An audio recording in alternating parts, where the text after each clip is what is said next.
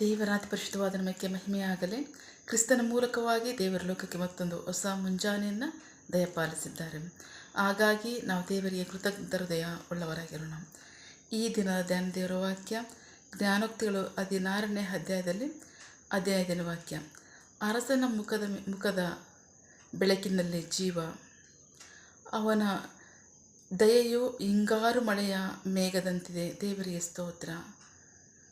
Proverbs chapter 16 word 15. The king's favor is like the cloud that bring rain in the springtime. Life is there. ದೇವರಿಗೆ ಸ್ತೋತ್ರ.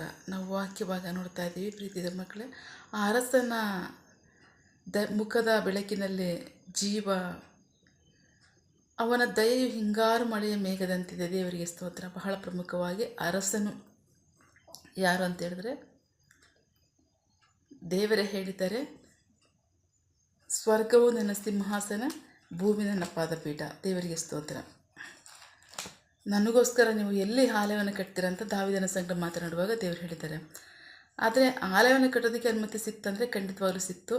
ಇವತ್ತು ನಾವು ಆಲಯವಾಗಿ ದೇವರನ್ನ ಆರಾಧನೆ ಮಾಡ್ತಿದ್ದೀವಿ ಅಂತಂದರೆ ಅದು ದಾವೀದನ ಹೃದಯದ ಬಯಕೆ. ದೇವರಿಗೆ ಸ್ತೋತ್ರ. ಅದನ್ನು ಬಿಟ್ಟರೆ ಅರಸನಂತೆ ಯಾರನ್ನು ಹೇಳ್ತಾ ಇದ್ದಾರೆ? ಮೊನ್ನೆ ತಾನೇ ನಾವು ಗರಿಗಳ ಹಬ್ಬವನ್ನು ಆಚರಿಸ್ತೀವಿ.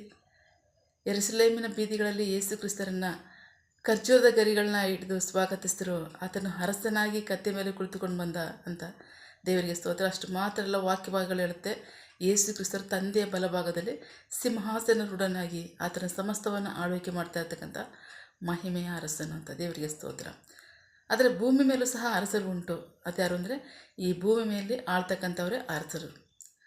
ಈ ಅರಸರ ದಯೆ ಹಿಂಗಾರು ಮಳೆಯಂತೆ ಅಂತ ವಾಕ್ಯ ಹೇಳುತ್ತೆ. ದೇವರಿಗೆ ಸ್ತೋತ್ರ.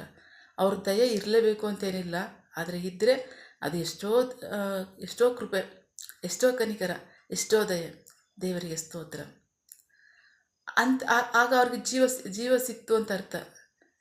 ಅವ್ರಿಗೆ ಅರಸನ ದಯೆ ಏನಾದ್ರು, ಭೂಮಿ ಮೇಲೆ ಇರ್ತಕ್ಕಂಥ ಅರಸನ ದಯೆ ಏನಾದ್ರು ಯಾವ ಮನುಷ್ಯನು ಸಿಗುತ್ತೆ, ಅವನಿಗೆ ಜೀವವೇ ಸಿಕ್ತು ಅಂತ ಅರ್ಥ. ಅದೊಂಥರ ಹಿಂಗಾರು ಮಳೆ ಇದ್ದಂಗೆ.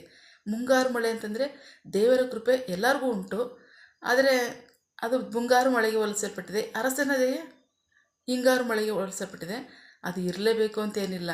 ಹಿಂಗಾರು ಮಳೆ ಬರಲೇಬೇಕು ಅಂತ ರೂಲ್ಸ್ ಇದೆಯಾ? ಇಲ್ಲ. ಬಂದರೆ ಎಷ್ಟೋ ಅನುಕೂಲ, ಎಷ್ಟೋ ಹಿತವಾಗಿರುತ್ತೆ, ಎಷ್ಟೋ ಅದು ಅನುಕೂಲವಾಗಿರುತ್ತೆ, ಆಶೀರ್ವಾದಕರವಾಗಿರುತ್ತೆ.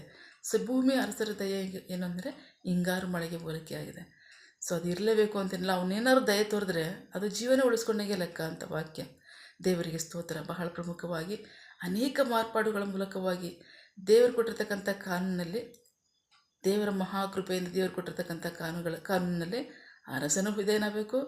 ಭೂಮಿ ಮೇಲೆ ಇರ್ತಕ್ಕಂಥ ಕನಿಷ್ಠ ಮನುಷ್ಯನು ಸಹ ವಿಧೇಯನಾಗಬೇಕು. ವಿಧೇಯನಾಗೋದಾದರೆ ಪ್ರತಿಯೊಬ್ಬರಿಗೂ ಸಹ ಅದು ಜೀವವೇ. ದೇವರಿಗೆ ಸ್ತೋತ್ರ. ದೇವರೇ ಮಹಾಕೃಪೆಗಾಗಿ ದೇವರಿಗೆ ನಾವು ಸ್ತೋತ್ರಗಳನ್ನು ಸಲ್ಲಿಸೋಣ. ಆಮೇಲೆ ಪ್ರಾರ್ಥಿಕೊಳ್ಳೋಣ. ಸಕಲ ಸೃಷ್ಟಿಕರ್ತನೆ, ಸರ್ವಾಧಿಕಾರಿಯೇ, ಸಾರ್ವಭೌಮನೆ, ಉನ್ನತನೇ, ಮಹೋನ್ನತನೇ, ಮಹಾಪರಿಶುದ್ಧನೇ, ಪ್ರೀತಿ ಸ್ವರೂಪನೇ, ನೀತಿವಂತ ನ್ಯಾಯಾಧಿಪತಿಯೇ, ಸೇನಾಧೀಶ್ವರನೇ ಇರುವಾತನೇ, ಸರ್ವವ್ಯಾಪಿ ಸಪ. ಇದನ್ನು ವಾಕ್ಯಗಳ ಮೂಲಕವಾಗಿ ನಮ್ಮ ಸಂಗಡ ಮಾತಾಡ್ತಾರೆ. ನಿಮ್ಮ ಪ್ರೀತಿಗಾಗಿ, ನಂಬಿಗಸ್ತಿಗೆ ನಿಮಗೆ ಸ್ತೋತ್ರ. ವಾಕ್ಯ ಭಾಗದಲ್ಲಿ ನಮ್ಮ ಸಂಗಡ ಮಾತನಾಡ್ತಾ ಇದ್ದೀರಾ. ಅರಸನ ದಯೆ ಅರಸನ ಮುಖದ ಬೆಳಕಿನಲ್ಲಿ ಜೀವ, ಅವನ ದಯೆ ಹಿಂಗಾರು ಮಳೆಯಂತೆ ಅಂತ ನೀವು ವಾಕ್ಯದಲ್ಲಿ ಬೋಧಿಸಿದ್ದೀರ. ಅದಕ್ಕಾಗಿ ಸ್ತೋತ್ರ. ಕರ್ತನೆ, ನಿಮ್ಮ ಕೃಪೆ, ನಿಮ್ಮ ಅನುಕಂಪ ಯಾವಾಗಲೂ ನಮ್ಮ ಮೇಲೆ ಇರುತ್ತೆ. ಆದರೆ ಅರಸನಿಂದ ದಯೆ ಸಿಗಬೇಕಾದ್ರೆ ಅದು ಹಿಂಗಾರು ಮಳೆಗೆ ಹೋಲಿಸಿದ್ದೀರಾ. ಇರಲೇಬೇಕು ಅಂತೇನಿಲ್ಲ. ಅವನು ಮನಸ್ಸು ಮಾಡಿದ್ರೆ ಅದು ಇರ್ಬೋದು. ನಿಮ್ಮ ಮಹಾಕೃಪೆಯಿಂದ ಮನುಷ್ಯರ ಮೇಲೆ ಬಹಳ ದಯೆ ತೋರಿ ನೀವು ಕೊಟ್ಟಿರ್ತಕ್ಕಂಥ ಮಾರ್ಪಾಡಿಗಾಗಿ, ಕಾನೂನಿಗಾಗಿ ನಿಮಗೆ ಕೋಟಿ ಕೋಟಿ ಸ್ತೋತ್ರ. ನಂಬಿಗಸ್ತನ ದೇವರೇ, ನಿಮಗೆ ಸ್ತೋತ್ರ. ನಿಮ್ಮ ಕೃಪೆ, ನಿಮ್ಮ ದಯೆ ನಿಶ್ಚಯವಾಗಿ ಮನುಷ್ಯರ ಕಡೆಗೆ ಯಾವಾಗಲೂ ಇರಲಿ. ನಿಮಗೆ ಮಹಿಮೆಯಾಗಲಿ, ನಿಮ್ಮ ಜನರಿಗೆ ಆಶೀರ್ವಾದವಾಗಲಿ. ಆಮೇನ್. ನಿನ್ನ ಜನರು ಕೈ ಮಾಡ್ತಕ್ಕಂಥ ಕೆಲಸವನ್ನು ಆಶೀರ್ವದಿಸು. ಅವರ ಅಗತ್ಯಗಳನ್ನ ಪೂರೈಸಿ, ಕೊರತೆಗಳನ್ನ ನೀಗಿಸು. ಆಮೇನ್. ಯಾವ ಕಾರ್ಯದಲ್ಲಿ ಅವರು ನಿರೀಕ್ಷೆ ಉಳ್ಳವರಾಗಿದ್ದಾರೆ ಆ ಕಾರ್ಯದಲ್ಲಿ ತಕ್ಕ ಸಮಯದಲ್ಲಿ ನಿಮ್ಮ ಚಿತ್ತಾನುಸಾರವನ್ನು ಹೊಂದಿಕೊಳ್ಳಿ. ಆಮೇನ್. ನೀವು ಹಾಗೆ ಮಾಡೋ ಪ್ರೀತಿಗಾಗಿ, ನಂಬಿಗಸ್ತಿಗೆ ನಿಮಗೆ ಸ್ತೋತ್ರ.